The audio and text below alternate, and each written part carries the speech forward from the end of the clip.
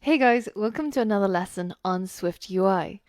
In this module, we're going to be creating the Dicee app, and in the process, we're going to look at how you can create an app with functionality using SwiftUI.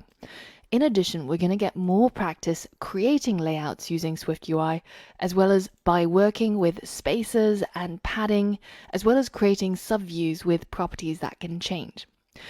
But the most important takeaway from these lessons are going to be how to use SwiftUI to manage the state of the app. In this lesson, we're going to be building out an app that not only has an appearance, but it also has functionality.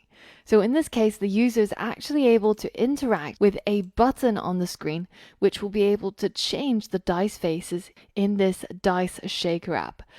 Let's get started by creating a brand new project, and I'm again going to choose an iOS single view app, and I'm going to call it Dicee-SwiftUI. And again, make sure that you've got SwiftUI selected as the user interface, and then go ahead and hit next. Now save it wherever you like, and then click create. So the first thing I want you to do is to go ahead and add some image assets to your project. So if you head over to the course resources page, you can find the Dicee assets for download under the SwiftUI module, and then go ahead and download those assets. Once you've got the assets downloaded, unzip the compressed file, and you should find a folder called Dicee image assets. Now inside here are a bunch of app icons as well as other images that we're going to be using in the app. So I want you to head back over to Xcode. In your assets.exe assets, select the app icon placeholder and click the minus button to delete it. Now we're going to select all of these app icon sets and image sets and then just drag it into this section here. And that should add all of the images that we need for this project.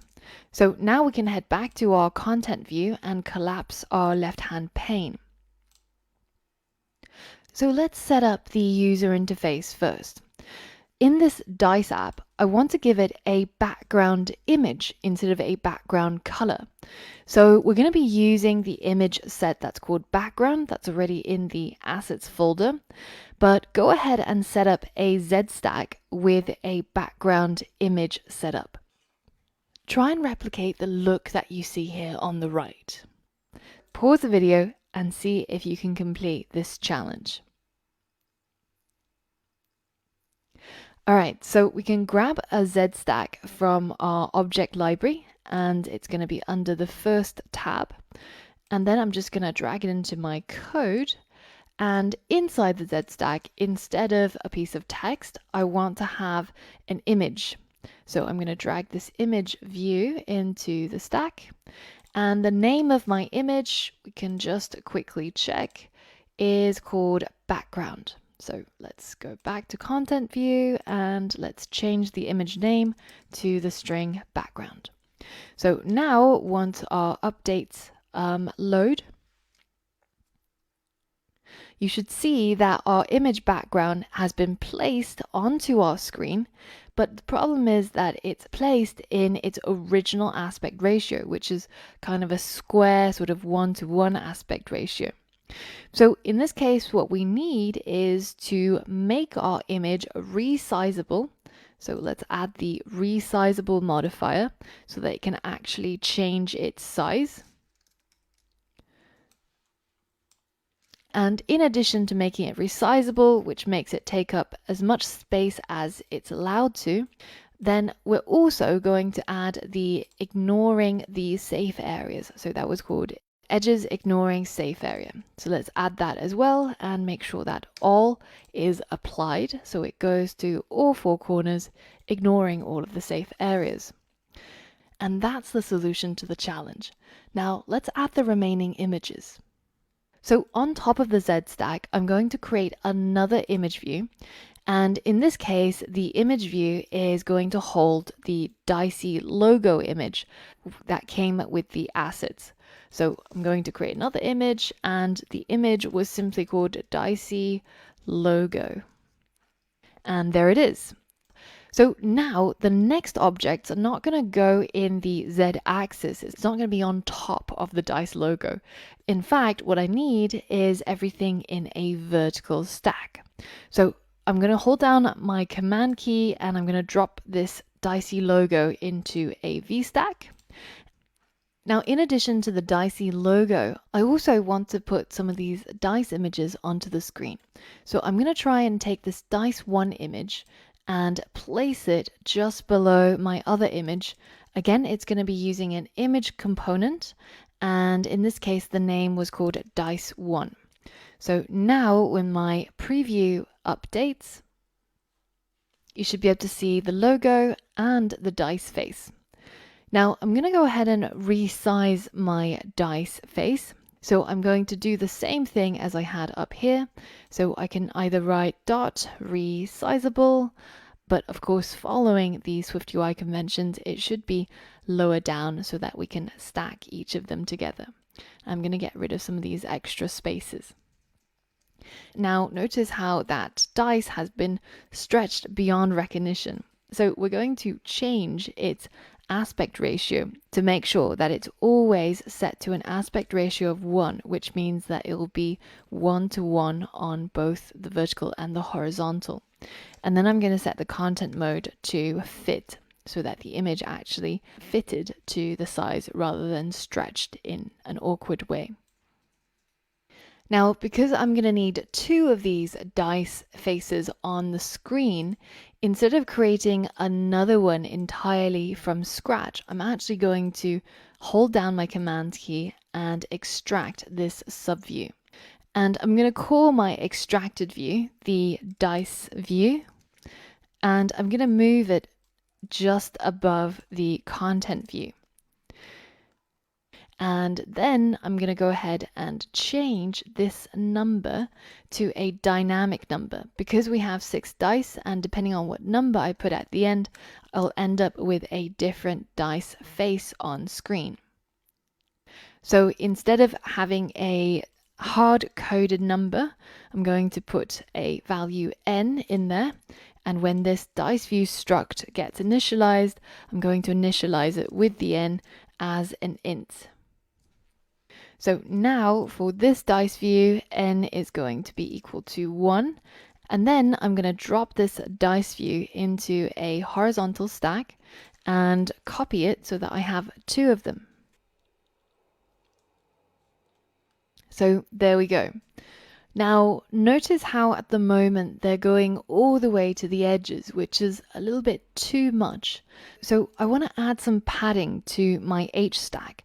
So right at the end of the closing brace for the H stack, I'm going to hit enter and I'm going to add my padding by writing dot padding. And if I go ahead and just add this padding as it is, it will get added to all 4 sides. But if you only want it on a particular side, then inside the parentheses, you can specify which edge you want to add the padding to. And in my case, I want to keep it to just on the horizontal sides. Now, the last element I'm going to add into my user interface is going to be a button. So let's search for a button and just go ahead and drag it into your code. I find that when you actually drag it onto the screen, it has so many options to choose from. You often get it ending up somewhere where you don't want it to be. So I want it inside this V-stack alongside my Dicee logo, my dice views, and my button. So in this case, the button is going to say roll, and the action is going to be determined by what's inside these set of curly braces. So let's hit enter and activate that closure.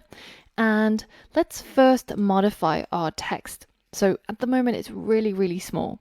So I want to go ahead and change the font to a system font. And I'm going to specify a size. So the size is going to be a 50-point font, so make it really large. And then I'm going to change the font weight to a heavy set font, so just a bit thicker than bold. And finally, I'm going to change the foreground color, which is going to be the text color effectively, and that's going to be white. And the button itself, so outside of these curly braces, so not in the text area, but down here, we can set the background color of the button to color.red to make it a red background. And finally, if we want our text to have a little bit of padding before it reaches the edges of the button, we can go ahead and add some padding right here. And again, if you only want it along the horizontal, then we can use the .horizontal modifier. All right, so now it's looking pretty close to our end result. The only thing that I would perhaps change is to just give the image a little bit of padding around all four edges so that they separate out from each other a little bit so that it's easier to see. So in the extracted subview or Dicee view, I'm going to change the image modifier to add some padding around all four sides. And then let's go ahead and re-indent our code. And now that's looking a lot better. So in previous lessons, this is how we've seen our VStacks. Everything is stacked together with a little bit of gap in between each element. But what if we wanted to be able to push the stack to take up the full width or length that it has access to? Well, in this case, we could, for example, add some separation between our Dicee logo and our H stack. So we would do that using something called a spacer. So a spacer is going to create a flexible amount of space depending on how much space there is on the screen. So if it's a smaller aspect ratio phone or if it's in landscape, then it would shrink that space down automatically without us having to create any constraints or any auto layout rules. So let's go ahead and drag our spacer in between our image and our H stack, which will now push these two away, and the spacer will try to take up as much space as it possibly has access to. Now, in addition to having a space between the logo and the Dicee, I'm also going to put a spacer between the Dicee and my button so that everything is pretty much evenly distributed on the screen. That's it. That's all we had to do to set up the user interface. There's nothing really new in the code here that you haven't seen before, other than perhaps the spacer, which is a really flexible component that helps us lay out our user interface for different size screens. So now all we need to do is figure out how do we change the Dicee images. And that's exactly what we're going to be covering in the next video, where we're going to learn about managing state in SwiftUI.